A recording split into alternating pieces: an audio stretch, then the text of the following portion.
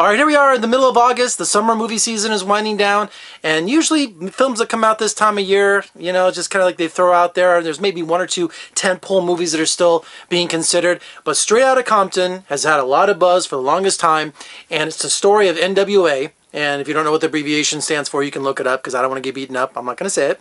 But it's the story of some Compton rappers who became famous by using gangster rap, creating essentially gangster rap. Because up until that point, you know, I remember, you know, I was in the right time, but the right place at my age when punk music started, and also we had rap, but it was more like Run DMC and you know, Fresh Prince and Jazzy Jeff. It's just kind of like, it wasn't threatening.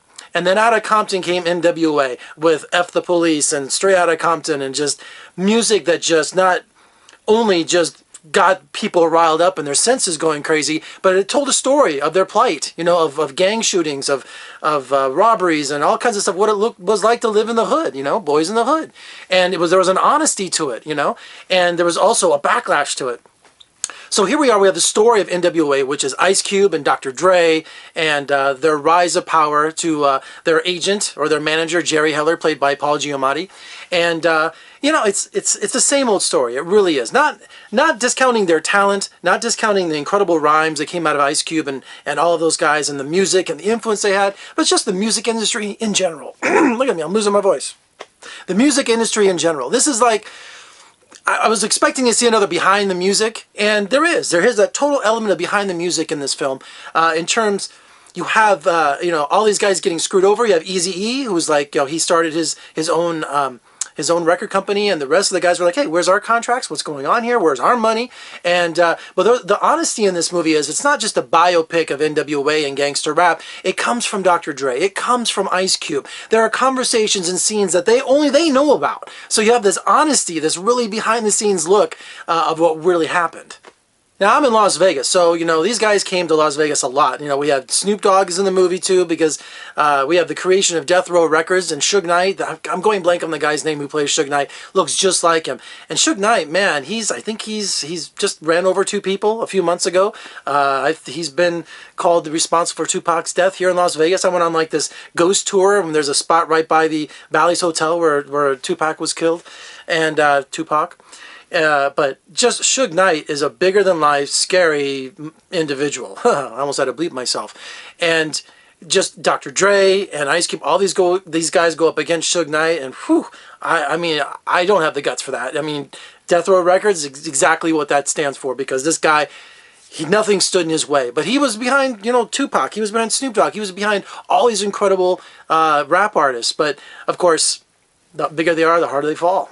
Have to mention Paul Giamatti. He's just incredible in anything he does. He plays Jerry Heller. He's the Jewish lawyer, or the Jewish, excuse me, not lawyer. He's the Jewish manager. He comes to Eazy-E and says, look, I can take you guys far. You know, you have a great new sound. No one's, you know, heard gangster rap before. I don't understand it, but I see talent when I spot it.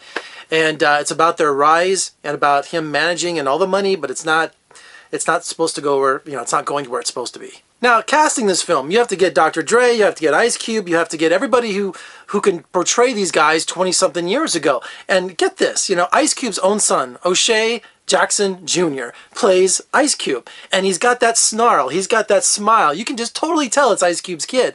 And, you know, what I've read, and also on talk shows, Ice Cube just didn't give this role to him. This thing's been in development for a while. He made his son go through the ringer. He had to get the acting down. He had to get the auditions down. He had to, and he kills it. He absolutely just delivers every scene he's in. He's got that intensity. He's got that passion.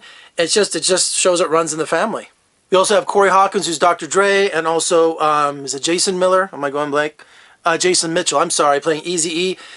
Outstanding performances all around. And F. Gary Gray, we got to mention the director. Unbelievable eye this guy has. I mean, he can do comedy, he can do all these different kinds of things, but man, he just knocks it out of the park with this, because you just feel you're back in the 90s. And that album, and I remember, you know, I was getting out of high school when the Beastie Boys came along, and I was just going crazy over, you know, License to Ill. It's one of my favorite albums, and also Ill Communication. I just love the Beastie Boys, but I remember listening to N.W.A. for the first time, and also Ice-T. Oh my gosh, I am a nightmare walking, psychopath talking. I won't do my colors rap, I know. Woo, that was white. So not only is this movie incredible about musicians and about them, these guys rising to power and success and all the things that come with that, all the trials and tribulations and all the hardship and the fighting and the money and just, it's all there, but it's also an incredible look at hip hop. The history of hip hop, where it came from, where it's going, and also the East Coast, West Coast. This movie is so layered, has so much in it.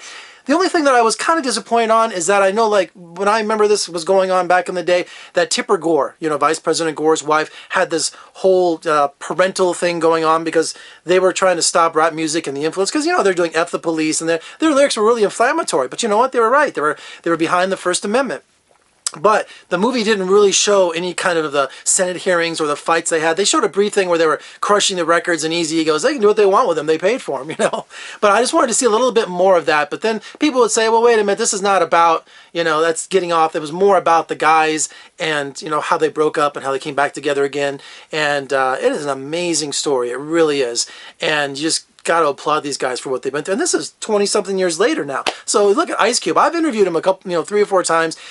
In the beginning, he was very intimidating, but as, you know, he got to be a family man and started doing all these comedies and Friday and all these things, he loves to laugh. You know, he really does. And he really likes to make you feel more comfortable, you know, but you can just see behind the eyes where he came from, and it's an amazing ride. So I'm telling you, straight Outta Compton, one of the best films of the year, some of the great performances and the music, just, it's an amazing ride. It really is one of my favorites.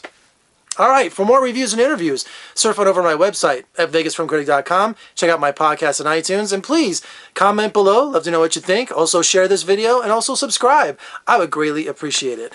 From Las Vegas, I'm Jeffrey K. Howard. I'll see you next time.